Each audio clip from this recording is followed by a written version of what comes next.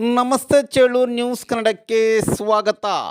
ಚಿಕ್ಕಬಳ್ಳಾಪುರ ಜಿಲ್ಲೆಯ ನೂತನವಾಗಿ ಬಿಜೆಪಿ ಜಿಲ್ಲಾಧ್ಯಕ್ಷರಾಗಿ ಸೀಕಲ್ ರಾಮಚಂದ್ರಗೌಡರವರು ಚಿಕ್ಕಬಳ್ಳಾಪುರ ತಾಲೂಕಿನ ನಂದಿ ಗ್ರಾಮದಲ್ಲಿರುವ ಪುರಾಣ ಪ್ರಸಿದ್ಧ ಶ್ರೀ ಭೋಗಿನಂದೀಶ್ವರ ದೇವಾಲಯದಲ್ಲಿ ವಿಶೇಷ ಪೂಜೆ ಸಲ್ಲಿಸಿದರು.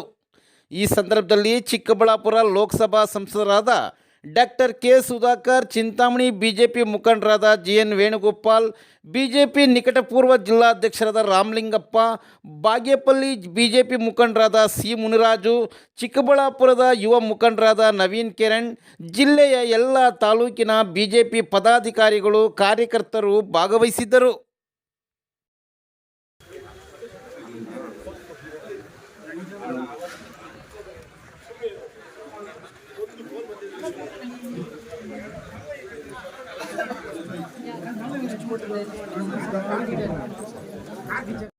ಪಕ್ಷದ ಹೈಕಮಾಂಡ್ನವರು ನೂತನ ಜಿಲ್ಲಾಧ್ಯಕ್ಷರನ್ನು ಆಯ್ಕೆ ಮಾಡಿದ್ದಾರೆ.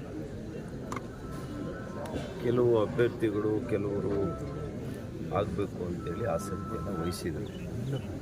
ನಮ್ಮ ಕ್ಷೇತ್ರದಲ್ಲೂ ವಿಧಾನಸಭಾ ಕ್ಷೇತ್ರದಿಂದಲೂ ಅವರು ಕೇಳಿದರು. ಅಂತಿಮವಾಗಿ ಹೈಕಮಾಂಡ್ನವರು ಇವತ್ತು ಶಿಡ್ಲಘಟ್ಟ ಸೀಕಲ್ ರಾಮಚಂದ್ರ ಅವಕಾಶವನ್ನು ಮಾಡಿಕೊಟ್ಟಿದ್ದಾರೆ.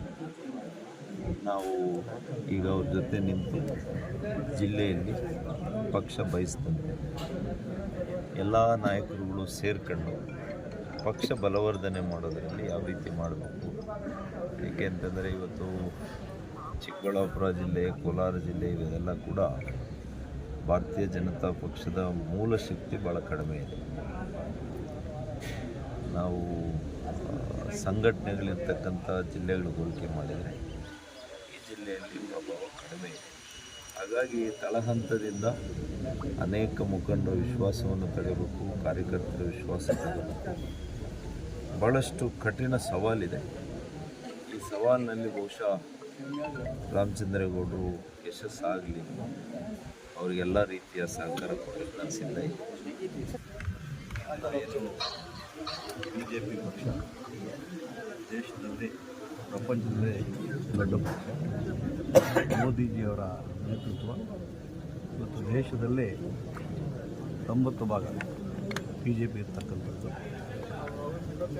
ದೇಶದ ಬಲವರ್ತನೆ ವಿಶ್ವ ನಾಯಕರಾದ ನಮ್ಮ ಮೋದಿಜಿಯವರ ನಾಯಕತ್ವದಲ್ಲಿ ಇವತ್ತು ನಾವೆಲ್ಲ ಯುವಕರು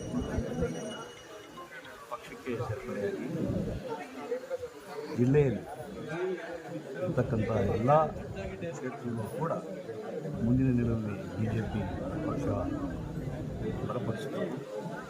ಆ ನಿಟ್ಟಿನಲ್ಲಿ ಇವತ್ತೇನು ನಮ್ಮ ರಾಜ್ಯದಲ್ಲಿ ಇರ್ತಕ್ಕಂಥ ರಾಜ್ಯಾಧ್ಯಕ್ಷರು ಇರ್ತಕ್ಕಂಥ ಎಲ್ಲ